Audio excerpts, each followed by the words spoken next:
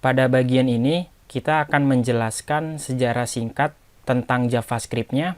Jadi pada tahun 1995, Brendan Eich, seorang programmer dari perusahaan Namescape, mengembangkan sebuah bahasa pemrograman script yang namanya Mocha. Namescape pada saat itu merupakan sebuah perusahaan software ternama yang memiliki web browser namanya Namescape Navigator. Bahasa script Mocha itu ditujukan untuk client side dan juga server side. Tentu dalam perkembangan selanjutnya, nama Mocha diubah menjadi LabScript untuk versi client side-nya dan Liveware untuk versi server side-nya.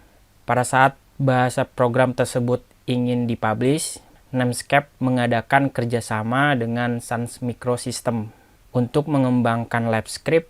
Tentu di sana, Namescape merubah nama LabScript menjadi JavaScript dengan tujuan agar JavaScript populer seperti bahasa Java yang saat itu sedang booming di kalangan programmer. Tentu perusahaan bernama Namescape adalah pencipta pertama JavaScript yang digunakan untuk melakukan manipulasi HTML atau DOM di browser. Pada saat itu browsernya masih Namescape Navigator. Karena kesuksesan Namescape mengembangkan bahasa JavaScript, maka Microsoft pun tak mau ketinggalan. Mereka menciptakan bahasa serupa bernama JScript. Nah, perbedaan inilah yang menyebabkan hasil yang berbeda ketika kita menjalankan website di browser.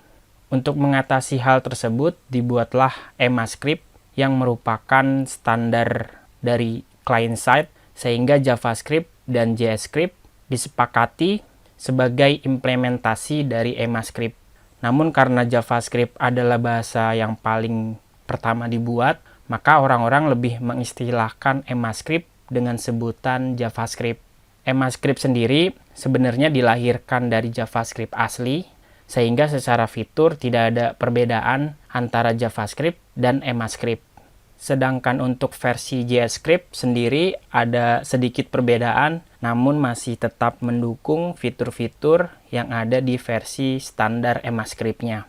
JavaScript yang kita kenal saat ini EMAScript versi 5. EMAScript sendiri saat ini sudah sampai versi 6, namun belum support untuk semua browser. Sehingga untuk menggunakan ES6 harus kita compile atau kita rubah dulu menjadi ES5 dengan tools yang namanya Babel.